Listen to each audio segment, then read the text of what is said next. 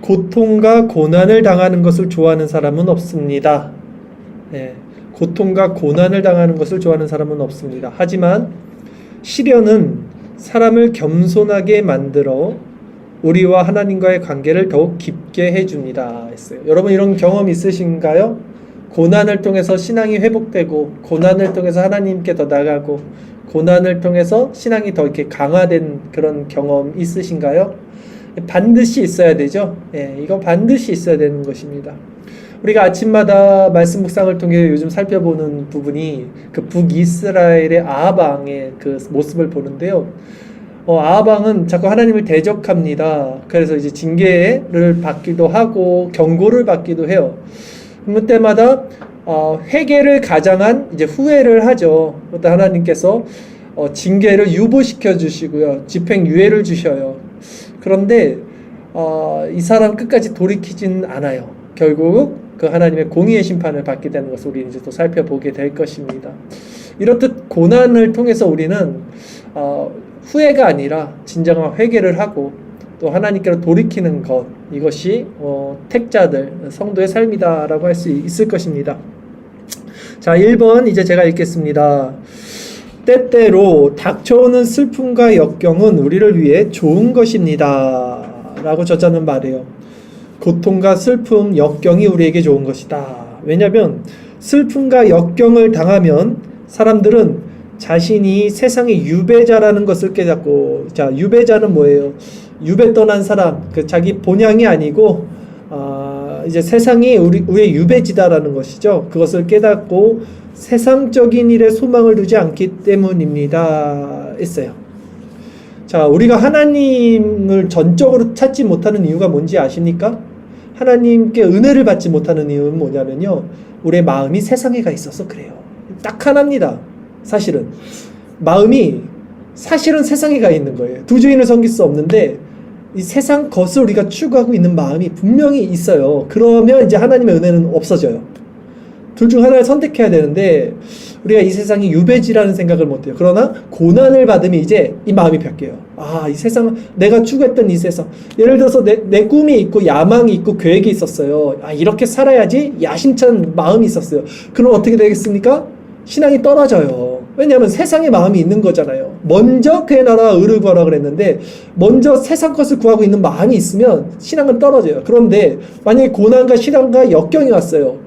그래서 내가 계획했던 모든 것들이 수풀로 지나가고 이제 내가 만약에 건강을 잃거나 아니면 재물을 잃거나 아니면 어떤 상황에 떨어져서 이제는 내 계획대로 하지 못해요. 그럼 이 고난을 통해서 우리는 다시 하나님을 바라볼 수 있겠죠. 고난이 유익이라는 것입니다. 그것이. 그래서 슬픔과 역경을 당하면 사람들은 내가 유배자라는 것을 다시 깨닫고 세상적인 일에 소망을 두지 않기 때문입니다는 것이죠. 아무리 좋은 행동을 하고 아무리 의도가 좋더라도 때로는 다른 사람과 충돌하는 일이 있습니다 했어요. 그렇죠? 인간은 다 죄성이 있고요. 생각이 다 다르고 기질이 다르고 성향이 달라서요. 말에 오해가 있고 다 이렇게 싸울 수밖에 없어요. 충돌할 수밖에 없어요. 그런 때에 이제 어떻게 하냐, 성도들은 그 반대를 참아내야 합니다 라고 그랬어요. 자, 한번 보십시오. 우리랑 의견이 다른 사람들, 나를 공격하는 사람들을 딱 만나면 우리가 어떻게 되냐면 본성적으로 이렇게 저항하죠. 대항한단 말이에요. 맞서 싸우려고 하고 나를 자기 합리화를 시키려 하고 내가 옳다는 것을 증명하려고 하는 죄된 본성이 있어요. 근데 성도들은 사실은 그렇게 행하지 않는 자들이죠. 왜냐하면 우리가 아까 나눴죠. 하나님은 선하시다는 명제를 갖고 있습니다.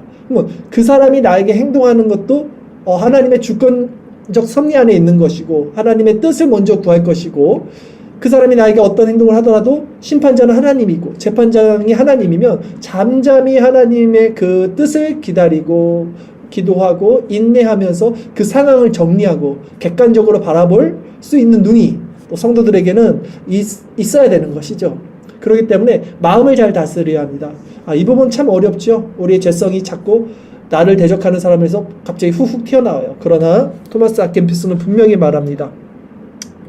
그렇게 의견이 충돌하는 때에도 그 반대를 참아내야 한다. 참아내는 기준, 그 근거가 어디냐는 거야. 하나님을 믿기 때문에, 하나님은 선하시기 때문이 돼야 된다는 겁니다. 자, 나쁘게 또 진실과는 반대되는 심판을 받는 것도 때로는 좋은 일이기 때문입니다 했어요. 그렇잖아요. 우리가 나봇의 포도원 아침에 그 말씀 묵상 요즘에 나누고 있는데 나봇 아무 잘못 없거든요. 율법에 자기 그 기업, 땅, 토지를 매매하지 못하게 돼 있어요. 그래서 아하방이 그거 달라 그러니까 이거 율법에 안 된다 했더니 모함을 했죠. 거짓 증인들을 세워갖고 죽였단 말이에요. 아무 잘못 없이 그 죽임을 당했어요. 스데반 집사도 마찬가지고. 예수님은 하물며 더 어떻습니까? 성경에 나오는 모든 사람들 보세요. 믿음의 사람들은 정말로 억울한 사람들이 너무나 많아요. 네. 그러나 토마스 아켄비스는 그렇게 말합니다. 진실과 반대되는 심판을 받는 것. 나는 정말 의롭게 선하게 하나님의 뜻을 살았지만 그럼으로써 심판받는 것이 그 좋은 일이다 라고 말을 합니다. 왜냐하면 이러한 경험을 통해 더욱 겸손해질 수 있고 자만에 빠지는 것을 방지할 수 있습니다 라고 합니다. 우리가 정말 신앙이 성숙해질수록 정말 하나님의 뜻을 더 구할 수 있게 되고 잠잠하게 인내할 수 있게 되는 것 같습니다. 또한 그리하면 사람들이 우리를 낮게 평가하고라고 했어요. 이 낮게, 그러니까 높고 낮게 해서 이 낮게입니다. 그러니까 이게 나쁜 부정적인 의미라기보다는 겸손하게, 우리가 해를 입고도 입을 다물고 묵묵히 침묵하고 인내하고 선을 행하면 사람들도 우리를 저 사람 참 겸손하다라고 생각한다는 거예요. 또 우리가 나쁘다고 믿는 경우에도, 이게 무슨 말이냐면 이게 지금 직역이고 해석이 조금 우리가 어려우니까 이게 만약에 한글말로 조금 이상한 것 같은데, 우리가 나쁘다고 믿는 경우에도 저는 이렇게 해석이 됩니다. 우리가 스스로 자기 자신을 굉장히 이제 비판적으로 보잖아요. 죄성을 보고. 그렇게 우리가 자기 자신을 비관적으로 보는 경우에도 마음으로 하나님의 증언을 구할 수 있기 때문이다. 내 마음 속사람으로는 하나님을 바라볼 수 있을 것이다. 언제? 우리가 이렇게 자만에 빠지지 않고 겸손하고 낮아졌을 때, 우리가 인내하고, 그러니까 해를 당했을 때도 침묵하고 선하신 하나님을 바라봤을 때, 이런 낮은 마음 가운데서도 타인들도 나를 그러니까 낮게 평가할 것이고 겸손하다고 인정할 것이고, 내 마음에서도 하나님의 증언을 구할 수 있는 이 속사람의 상태가 될 것이다. 이렇게 제가 좀 해석을 해드리겠습니다. 자, 이제 2번 보겠습니다. 잠시만요. 물 한 잔 먹었습니다. 그러므로 사람은 하나님 안에서 자신을 견고하게 세워 인간적인 위로를 지나치게 구하지 않도록 해야 합니다. 사람 말에 너무 좌지우지하지 마세요. 이 사람이 옳다 해서 그 사람 편 들고, 저 사람이 뭐라고 해서 또 그 사람 싫어하고, 나를 위로해준다고 그 사람 다 좋은 것 같고, 그거 하지 마십시오. 사람 마음은 항상 바뀝니다. 하나님 안에서 자신을 견고하게 세우세요. 누가 뭐라고 하든, 우리가 오늘 아침에도 묵상에서 살펴봤잖아요. 누구죠?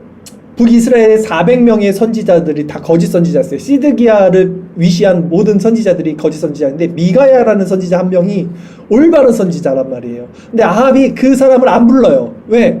쟤는 나한테 싫은 소리, 나쁜 소리, 부정적인 말만 하니까 이제 듣기가 싫은 거야. 그러나 그걸 들어야죠. 누굽니까? 미가야 선지자만 바른 선지자였고, 나머지 시드기야를 비롯한 400명의 선지자는 거짓 선지자였다는 것입니다. 즉 무슨 말입니까? 우리가 인간의 그 말을 들을 필요 없다. 하나님의 오직 그 말씀에 기준된 사람 한 사람이라도, 미가야는 자신의 그 신앙을 지키고 믿음을 지키고 있었던 거죠. 우리도 마찬가지라는 거 아닙니까? 예수님을 십자가에 못 박아 죽인 사람들이 누구냐는 거예요. 무리들이었어요. 유대인들 무리들.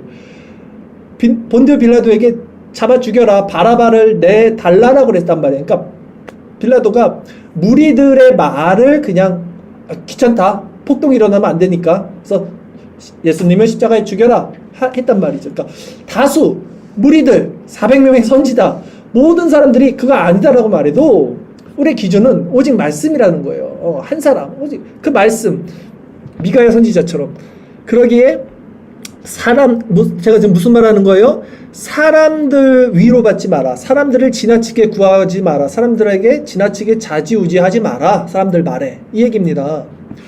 선한 의지를 가진 사람이 어려움을 당하거나 심판을 받거나 나쁜 생각으로부터 영향을 받으면 하나님이 더욱 필요하다는 것을 깨닫습니다. 그러니까 선한 의지, 지정의 중에 선한 의지는요, 하나님을 찾는 사람들이란 말이죠. 그러니까 고통을 받고 세상에서 시련을 당하면 이 사람들은 하나님께 나갑니다. 더더욱 하나님께 나갑니다. 그러니까 이런 것으로 자신을 점검해 보세요. 내가 하나님의 사람인지, 내가 세상에서 낭망하고 고통을 받을 때 내가 세상 술이나 세상 것으로, 쾌락으로 이런 것을 나를 위로하려 하는지, 아니면 하나님의 말씀, 은혜의 방편, 기도의 자리로 내가 나가는지를 점검하면서 내가 누군지 점검하시는 거죠.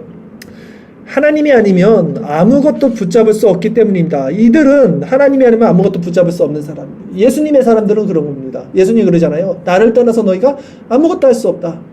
실제 여러분들은 이런 자각이 완전하게 여러분들에게 있었으면 좋겠어요.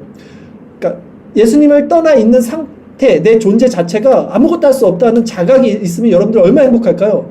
그러면 진짜 예수님께 붙어 있으려고 24시간 여러분의 그 레이더망이, 여러분의 정신이 꼭 예수님께 가 있을 거 아닙니까? 그런 상태가 얼마나 좋냐는 거예요. 오히려 그러지 못하는 상태가 위험한 거죠. 네. 자, 근데 이들은 하나님이 아니면 아무것도 붙잡을 수 없다는 걸 아는 자들이에요. 그래서 이들은 당면한 불행을 극복하기 위해 어떻게 합니까? 기도합니다. 오늘 우리가 이 자리에 왜 나왔습니까? 하나님이 우리를 이 자리에 왜 불러주셨습니까? 우리는 하나님의 자녀이기 때문에, 택자이기 때문에, 그럼에도 하나님 앞에 나와서 기도할 수 있게 해주신 이 은혜에 우리는 감사해야 하는 것이죠. 한편으로는 너무 지친 나머지 어서 이 땅의 삶을 마치고 주님과 함께 할 수 있도록 죽음의 닿기를 구하기도 합니다 했어요. 신자들의 특징 같아요. 이 부분도 우리가 계속, 제가 지금 말씀 묵상을 얘기하겠지만 엘리야도 그랬단 말이에요. 기세 등등 해갖고 그 400명 바알 선지자 이기고 달려갔어요. 마차 앞에서 달려갔다가 그 누굽니까? 이세벨입니까? 이세벨의 그 말에 다 한순간 낭망이 돼갖고 그냥 나 이제 죽여주세요 라고 말한단 말이에요. 하나님께. 감춰진 7,000명이 있다 하고 다시 소명을 받죠. 또 바울은 어떻습니까?